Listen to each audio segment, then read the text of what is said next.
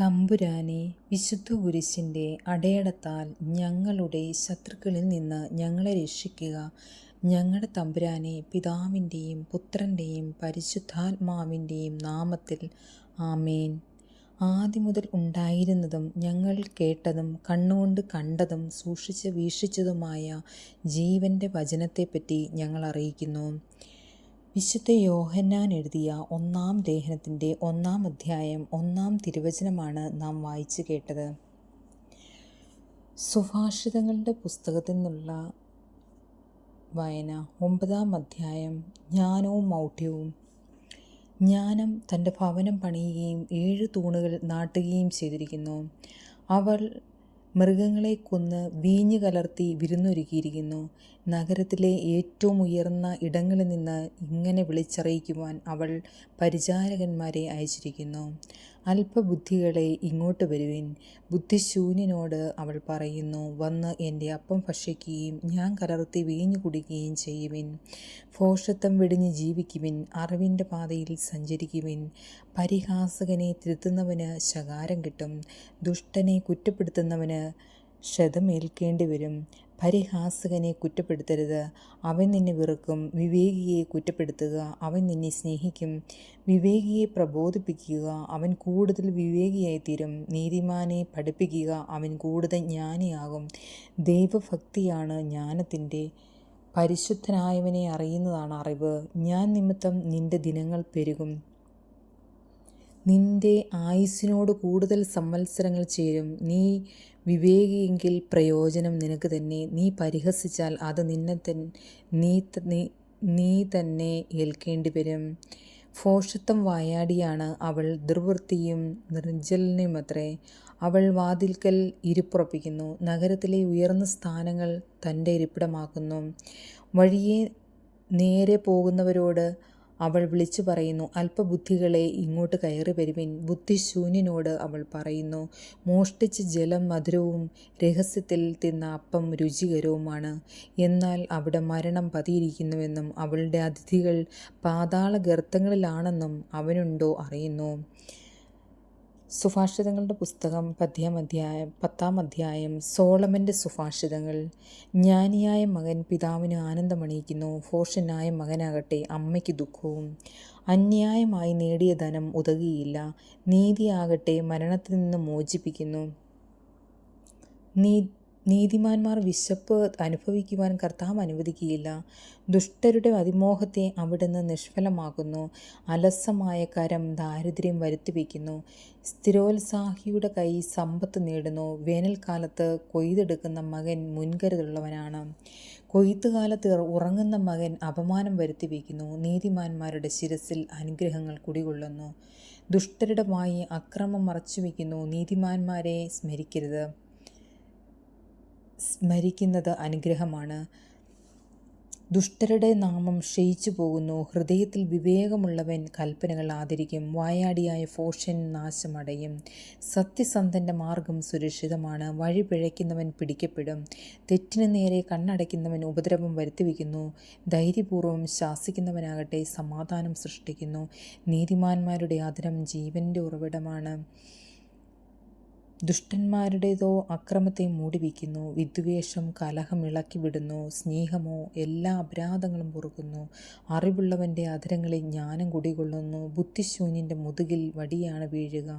ജ്ഞാനികൾ അറിവ് സംഭരിച്ചു വയ്ക്കുന്നു. ഭോഷൻ്റെ ജൽപ്പനം നാശം വരുത്തിവെക്കുന്നു. ബലിഷ്ഠമായ നഗരമാണ് ധനികൻ്റെ സമ്പത്ത്, ദാരിദ്ര്യം ദരിദ്രൻ്റെ നാശവും. നീതിമാന്മാരുടെ പ്രതിഫലം ജീവനിലേക്ക് നയിക്കുന്നു, ദുഷ്ടരുടെ നേട്ടം പാപത്തിലേക്കും.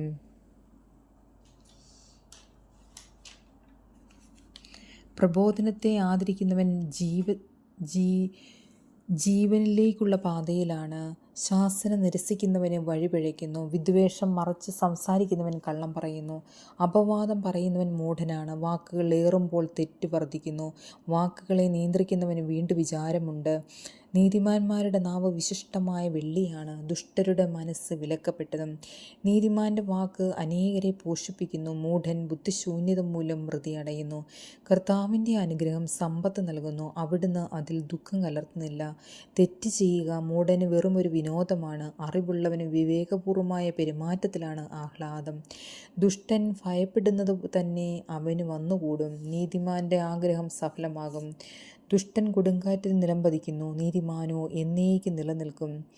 വിനാഗിരി പല്ലിനും പുക കണ്ണിനും എന്ന പോലെയാണ് അലസ്യം തന്നെ നിയോഗിക്കുന്നവർക്കും. ദൈവഭക്തി ആയുസ് വർദ്ധിപ്പിക്കുന്നു, ദുഷ്ടരുടെ ജീവിതകാലം പരിമിതമായിരിക്കും. നീതിമാന്മാരുടെ പ്രത്യാശ സന്തോഷപരിവശയാണ്, ദുഷ്ടരുടെ പ്രതീക്ഷ നിഷ്ഫലമാകും. സത്യസന്ധമായി പെരുമാറുന്നവന് കർത്താവ് ഉറപ്പുള്ള കോട്ടയാണ്, തിന്മ പ്രവർത്തിക്കുന്നവനെ അവിടുന്ന് നശിപ്പിക്കുന്നു. നീതിമാന്മാർക്ക് ഒരിക്കലും സ്ഥാനഭ്രംശം സംഭവിക്കുകയില്ല, ദുഷ്ടർക്ക് ഭൂമിയിൽ ഇടം കിട്ടുകയില്ല. നീതിമാന്റെ അധരങ്ങളിൽ നിന്ന് ജ്ഞാനം പുറപ്പെടുന്നു, വഴിപിഴച്ച നാവ് വിച്ഛേദിക്കപ്പെടും. നീതിമാരുടെ അധരങ്ങൾ പഥ്യമായത് പറയുന്നു, ദുഷ്ടരുടെ അധരങ്ങളോ വഴിപിഴച്ചവയും. കള്ളത്രാസ് കർത്താവ് വെറുക്കുന്നു, ന്യായമായ തൂക്കം അവിടുന്ന് സന്തോഷിപ്പിക്കുന്നു. സുഭാഷിതങ്ങളുടെ പുസ്തകം 11-ാം അധ്യായം. കള്ളത്രാസ് കർത്താവ് വെറുക്കുന്നു, ന്യായമായ തൂക്കം അവിടുത്തെ സന്തോഷിപ്പിക്കുന്നു. അഹങ്കാരത്തിൻ്റെ പിന്നാലെ അപമാനമുണ്ട്, വിനയമുള്ളവരോടുകൂടെ ജ്ഞാനവും. സത്യസന്ധതയുടെ വിശ്വസ്തത അവർക്ക് വഴി കാട്ടുന്നു, വഞ്ചകരുടെ വക്രത അവരെ നശിപ്പിക്കുന്നു. ക്രോധത്തിൻ്റെ ദിനത്തിൽ സമ്പത്ത് പ്രയോജനപ്പെടുകയില്ല, നീതി മരണത്തിൽ നിന്ന് മോചിപ്പിക്കുന്നു. നിഷ്കളങ്കൻ്റെ നീതി അവനെ നേർവഴിക്ക് നടത്തുന്നു, ദുഷ്ടൻ തൻ്റെ ദുഷ്ടത നിമിത്തം നിമദിക്കുന്നു.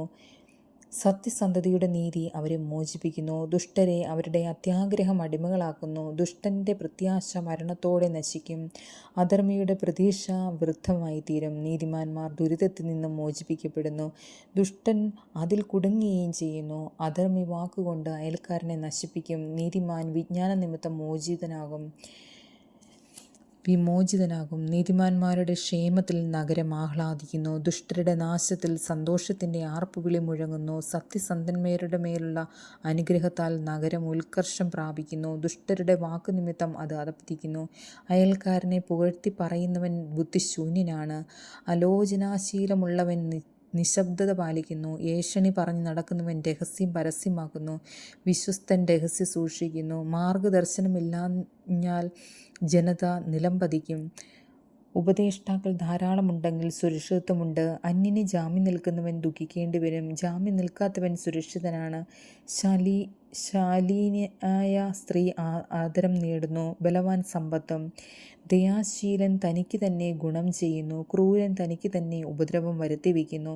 ദുഷ്ടൻ്റെ പ്രതിഫലം അവനെ വഞ്ചിക്കുന്നു, നീതി വിതയ്ക്കുന്നവൻ്റെ പ്രതിഫലം സുനിശ്ചിതമാണ്. നീതിയിൽ നിലനിൽക്കുന്നവൻ ജീവിക്കും, തിന്മയെ പിന്തുടരുന്നവൻ മരിക്കും. വികടബുദ്ധികൾ കർത്താവിന് വെറുപ്പുളവാക്കുന്നു, നിഷ്കളങ്കർ അവിടുത്തെ സന്തോഷിപ്പിക്കുന്നു.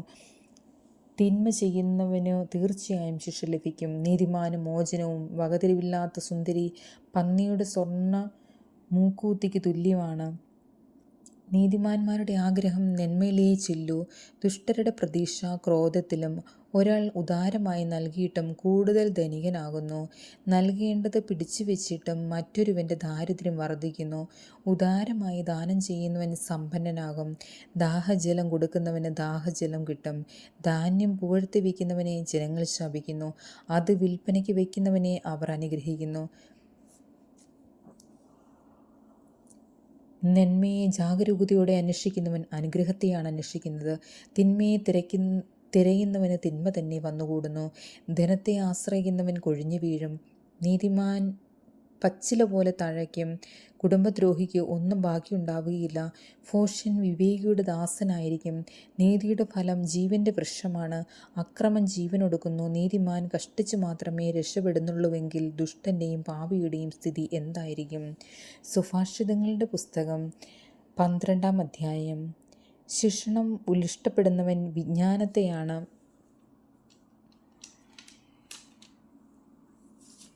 സ്നേഹിക്കുന്നത്, ശാസനം വെറുക്കുന്നവൻ മൂഢനത്രേ. ഉത്തമനായ മനുഷ്യന് കർത്താവിൻ്റെ അനുഗ്രഹം ലഭിക്കുന്നു, തിന്മ നിരൂപിക്കുന്നവനെ അവിടുന്ന് ശിക്ഷയ്ക്ക് വിധിക്കുന്നു. ദുഷ്ടതയിലൂടെ ആരും നിലനിൽപ്പ് നേടുന്നില്ല. നീതിമാന്മാർ ഒരിക്കലും ഉന്മൂലനം ചെയ്യപ്പെടുന്നില്ല. ഉത്തമയായ ഭാര്യ